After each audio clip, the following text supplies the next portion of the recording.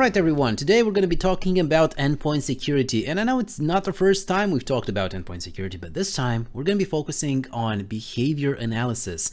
That is, we're not going to be talking about malware signatures and antivirus signature updates, but instead we're going to be trying to identify malware by looking at the behavior at that malware itself. How does it interact with our system instead of just looking for a predefined signature? So when it comes to, defending your network and your system, a special attention must be given to these endpoint devices and mobile devices as well, because they're often the target of a lot of attacks out there. Also mobile devices, because they are mobile, they're so easily lost or stolen. And unfortunately, due to so much diversity in the world of endpoints, we have laptops, we have desktops, we have mobile devices like phones and tablets and thin clients and smart wearables with so many operating systems, so many versions, so many applications running on each and every single one of these devices. There is no single unified solution for protecting everything that's running in there in this ecosystem, this mobile world. But we can combine several techniques in an attempt to secure them. Remember, security is a process, so there's no just a check mark which says this solution is completely secure, you can go home now, take a vacation. But don't forget one thing, that no matter how well you secure your endpoints, they will still have one major security flaw. And that flaw is always going to be there. And that's the biggest risk out there. And that is their users. And before starting to talk about more advanced detection solutions against malware, let's not forget that we also have our first line of defense, like antivirus software, right? Don't forget about those. They are designed to look for known malware, to scan based on some known signature, predefined signature, a database of signatures.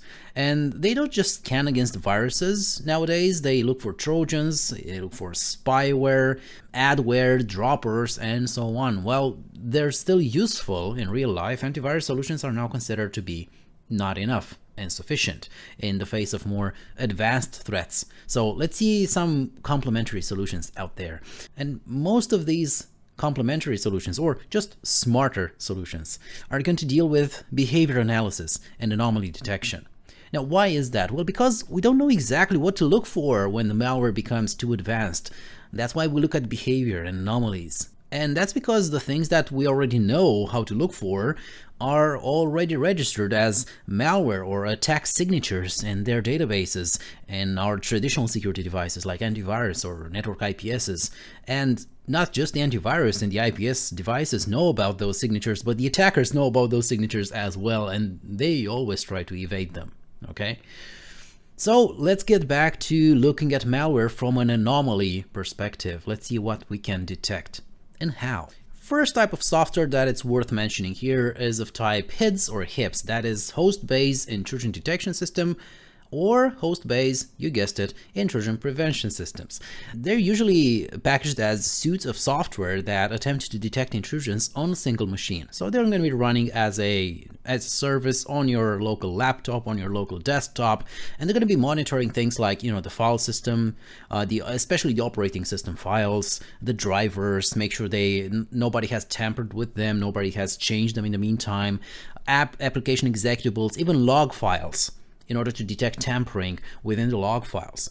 Of course, they're going to be looking at network traffic, which applications are listening on specific ports, maybe applications that are initiating connections to the outside without your knowledge, or even sometimes applications installing new network interfaces. Of course, not physical network interfaces, how would that look like? But virtual network interfaces like tunnel endpoints, for applications attempting to exfiltrate data or to create a secure encrypted communication channel to the command and control center, for example.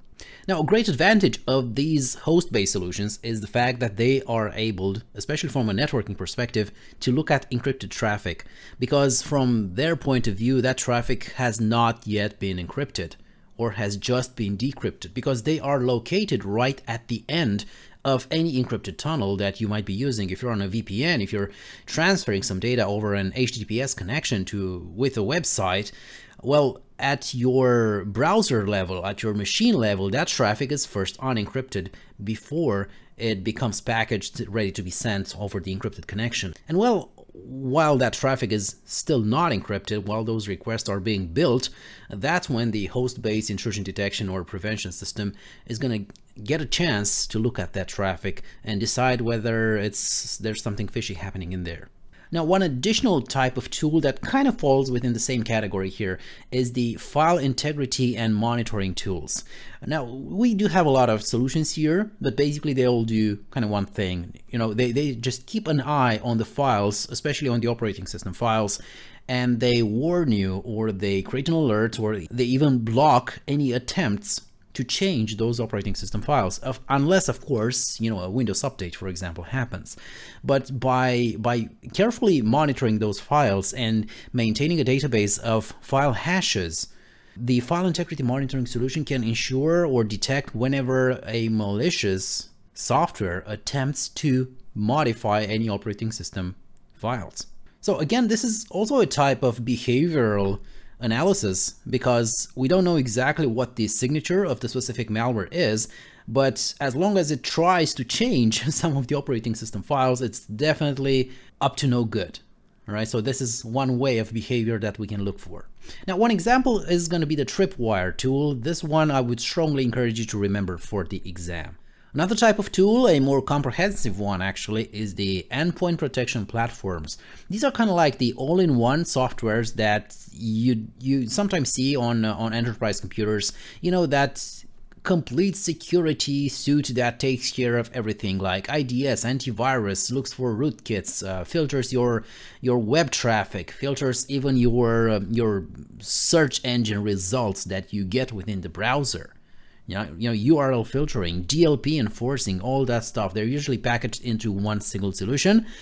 Most of the time, they make your computer run extremely crappy. And that's the main reason why people kind of hate them, especially the end users.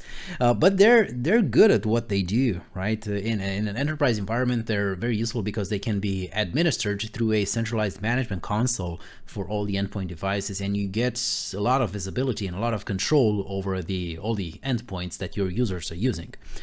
Now, these solutions are mostly based on signature detection. So some of them have become smarter lately, but most of them still rely solely on signature detection.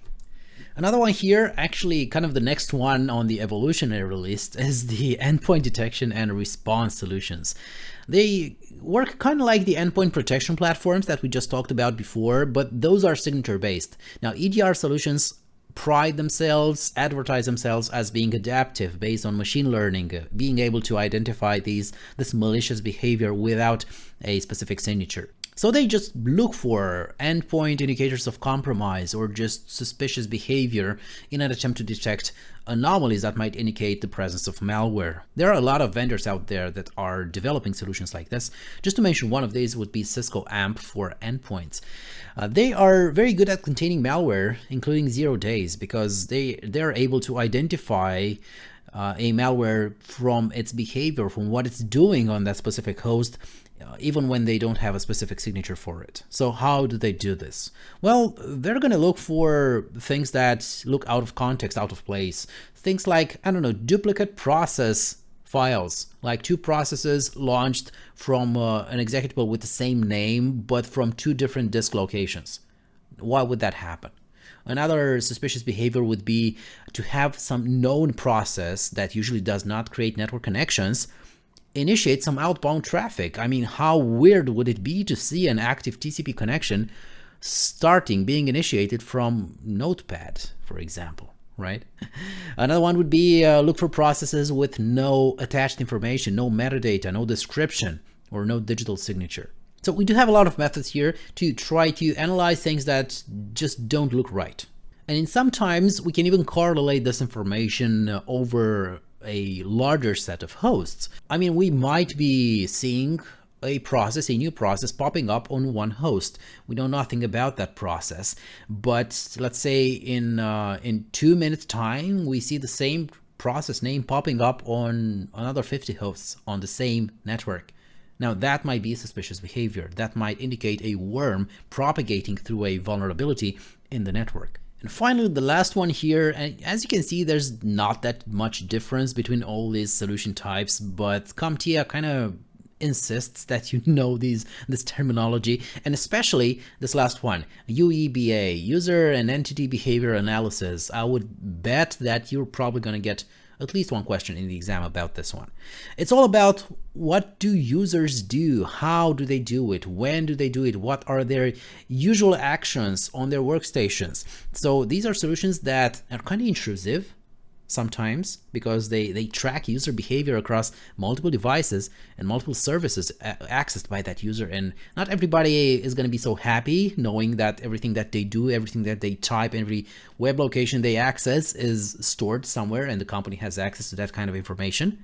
But well, from a technical perspective, this is good because we're feeding that information into some machine learning model, and we're teaching that machine learning model to build a baseline for a single user, for a job role, for a user type, which helps us then identify misbehavior and abnormal behavior, not necessarily on behalf of that user. So we're not actually blaming the user itself, but suspicious behavior happening on a user's workstation, which we know how it was supposed to behave, that could indicate the presence of malware. And again, there's a lot of solutions out there. You can pick which one suits your desires and your pocket best. So just to mention two of these, we have Splunk, User Behavior Analytics, and from Microsoft we have Advanced Threat Analytics. So pick your poison. And now, well, all these automated tools are great and smart and useful, and sometimes you just don't have them at your disposal. They cost money and manpower to configure and to manage. Well, there are some tasks that you can perform on your own manually when you don't have a tool to do that job for you. Now, especially when troubleshooting some suspicious behavior on a host, remember that you won't be able to see anything suspicious if you don't know how that normal, quote-unquote normal, looks like. For example, on a Windows machine, you should see just one single idle, that is process identifier 0, PID 0, and one system PID, that is number 4. You should see just one of these processes, both kernel processes. Any other processes should belong to the Windows Session Manager subsystem, which is smss.exe. That's the first user mode process, which should be a child of the system process. You should also see one single instance of wininit.exe, as it is responsible for drivers and services. You should also see one single instance of services.exe, and all the other services that are launched by Windows should be child processes of services.exe or svc host.exe, which is just a wrapper for multiple services. Now, if you ever wondered why you see so many processes called svc host.exe and you thought that it might be a virus, well, it's not necessarily, because that's a wrapper which encapsulates the actual executable file that represents a specific service. And as we all know, Windows has a bunch of services running at all times.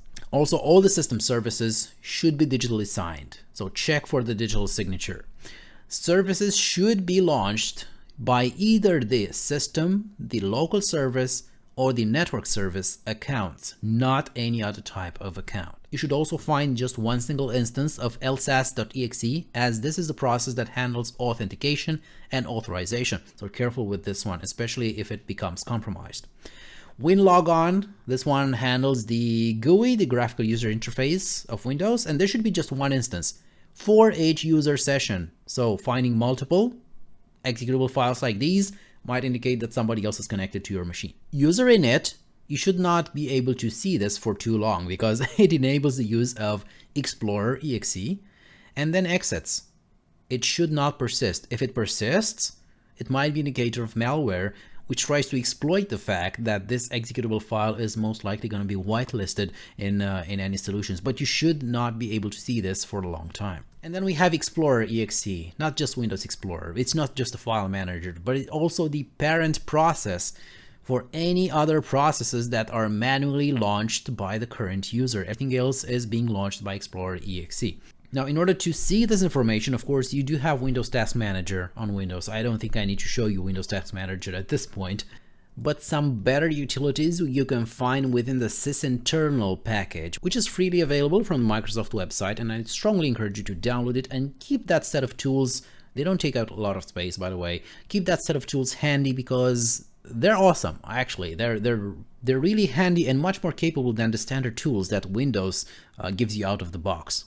Like the procmon utility, which is part of sysinternals, where you can get a chance to actually see the process tree, not just a list of processes. If you click on the process tree here, you're going to see how each and every process was launched, by whom, and what does the actual tree look like. So you can see there's the idle process, there's the system process, and there's win in it right here. So I wasn't lying to you, right? There's idle with a PID 0 and system with a PID number 4. So when it comes to analyzing suspicious processes, try to examine their behaviors, like does it write, does it change any files on the disk?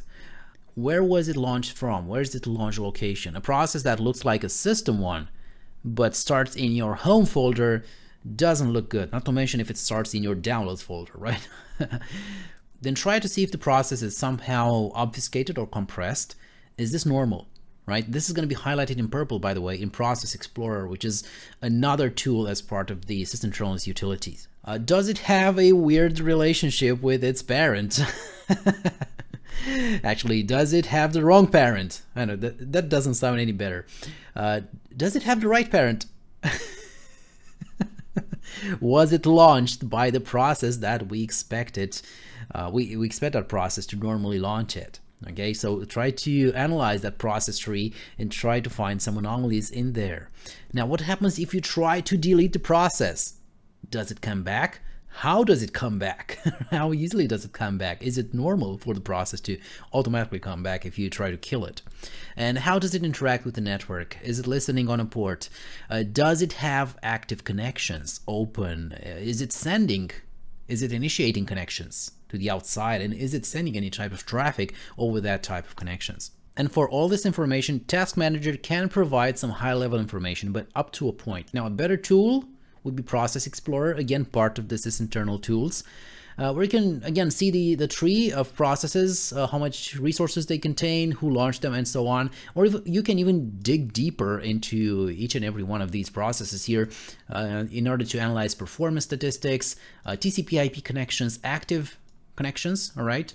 Security information like the groups or the users or the services that a process is using their permissions to run with, environment variables as seen by that specific process, actual strings that are being detected within the image, the disk image or the memory image of that process, and so on and so forth. Or even the list of threads that the process is constantly creating or killing over the lifetime of that process.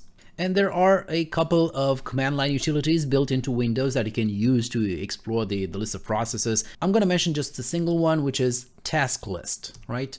I'll leave you to discover the rest of the switches and parameters supported by task list. And finally, one last tool that I would like to show you, also part of the sysinternals package, is auto runs. Auto runs can identify any user mode malware that is set to run on system boot, as well as the scheduled tasks that you might have maliciously created on your own system. So have a look over the output of the auto runs tools and make sure that everything that you see in here actually corresponds with the tools and the pieces of software that you expect to find, and you know they should run on each and every boot on that specific host. Alright, so that's pretty much it about behavior analysis. Remember what we just talked about, especially for the exam. Make sure you can explain the difference between behavior analysis and signature analysis. Make sure you understand just a couple of the acronyms that we've covered, like host-based intrusion prevention, endpoint protection, endpoint detection and response, things like that. And be sure to be able to identify it out of context and maybe in a specific scenario on the exam, what type of information you should be looking for, especially in a manual scenario where you don't have an automated tool to do that job for you. What type of information you should be looking for when you're trying to determine whether a process is malicious or not on a host. So thank you so much for watching. Hope to see you on the next video, because next time we're going to be talking about hardware assurance. We're also getting pretty close to the end of this series, but we do have a couple more chapters to cover before we can wrap everything up. So thanks so much for watching. Don't forget to like and subscribe, and see you next time. Good luck.